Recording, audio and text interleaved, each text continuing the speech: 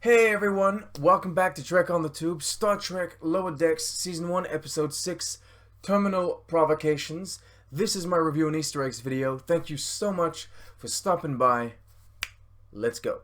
If I'm honest, there's not that much to say, I think, this time around. Only that this was the episode I liked the least so far. I didn't dislike it. I wasn't bored or angry or frustrated. It's just that it didn't stand out in any particular way to me. It was just one of those episodes.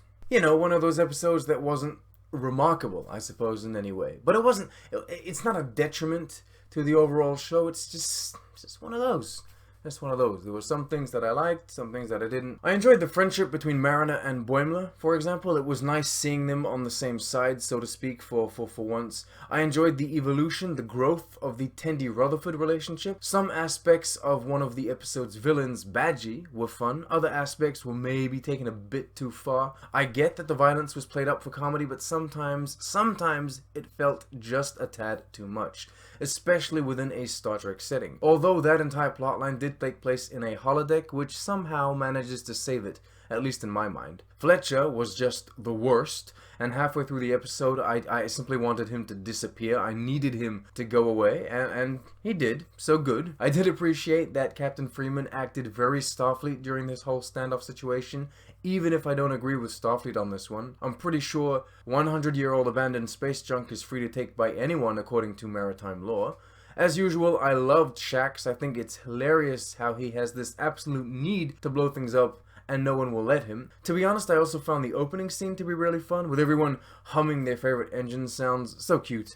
So Trekky. I guess my main problem is that the story wasn't as focused as it could have been. Yes, the animation is still flawless. Yes, the voice acting is impeccable, as much from the regular cast as from the guests. But the episode kind of felt all over the place. There was a new lower decker, there was a standoff, there was a holodeck malfunction, there was a sentient robot, just so many things that only felt connected because they were crafted to be that way. Almost as if after breaking 9 of the 10 episodes of the season, the writer's room was left with a bunch of unused ideas on the whiteboard that they simply balled together into some sort of half-assed best-of from the Next Generation meh episodes. I mean, it was weird. It was weird. As I said though, I didn't dislike it, and the episode did ultimately help quite a lot in regards to character development. Also, I must admit the holodeck was a nice, clever way of showing us places that maybe the show wouldn't have been able to take us otherwise, like Bajor.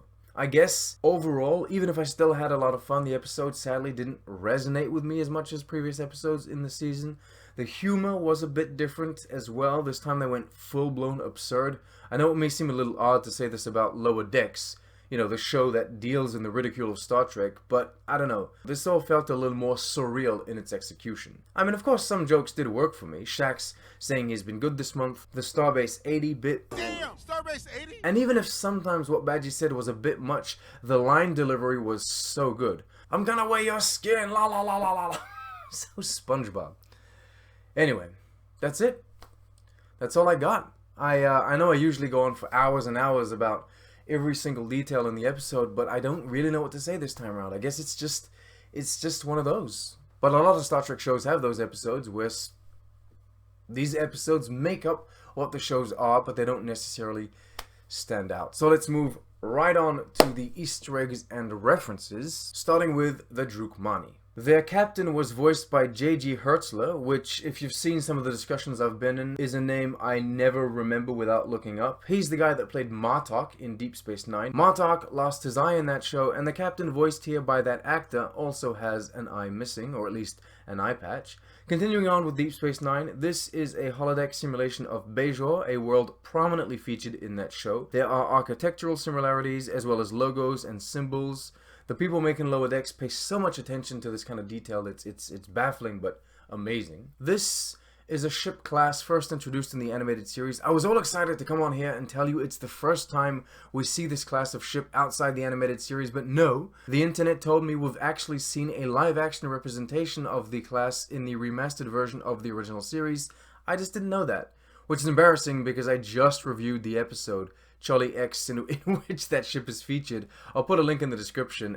Anyway, I didn't even notice. I didn't even notice it was there. In my defense, to do my original series reviews, I watched the original version, and then I just skimmed through the remastered version. And this was like the very first frame of the episode, so yeah, I missed it. Circling back to Lower Decks, among the things that are mentioned, but not necessarily seen, are cryo-frozen princesses, which could be a nod to the Next Generation episode, The Perfect Mate, or the Enterprise episode, Precious Cargo.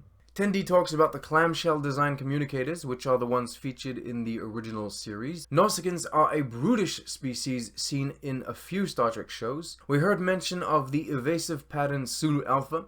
Sulu was a helmsman aboard the Enterprise in the original series. Fletcher gets sent to the Titan, the ship captained by William Riker. Rutherford talks about plenty of programs in the holodeck, including Sherlock Holmes, Robin Hood, Sigmund Freud, Cyrano de Bergerac, Einstein, Da Vinci, Stephen Hawking, Socrates. Most of these are Next Generation references. Socrates is a Voyager reference. Most of these are holoprograms we've seen on screen. Some of them aren't. Robin Hood, for example, that wasn't a holodeck simulation. That was a Q shenanigan. But of course, I'm sure there's a Robin Hood program somewhere. Come on. These are Isolania chips. I don't know what they do, but they're all over the place in 90s Star Trek. This is a Tribble, or at least a toy one, a representation of one. Tribbles are a little furry species featured in multiple shows, most of the shows actually. Mariner mentions the captain's yacht, which is a special craft usually bigger than the shuttles intended for the captain.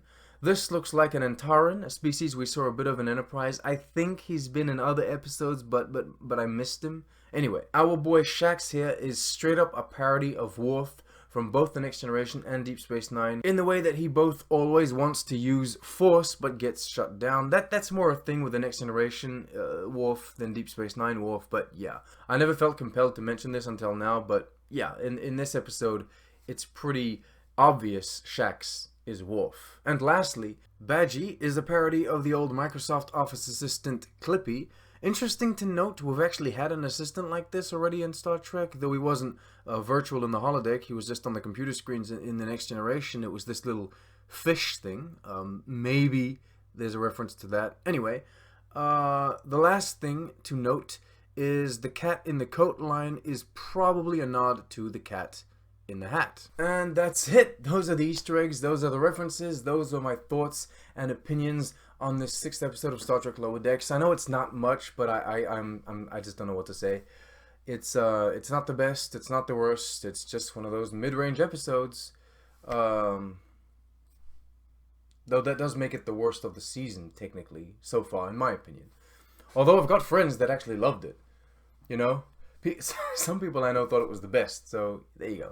Anyway, don't forget to subscribe. Don't forget to leave a comment telling me what you thought of the episode. Don't forget to like the video, share with your friends. You can become a patron on Patreon and support this channel.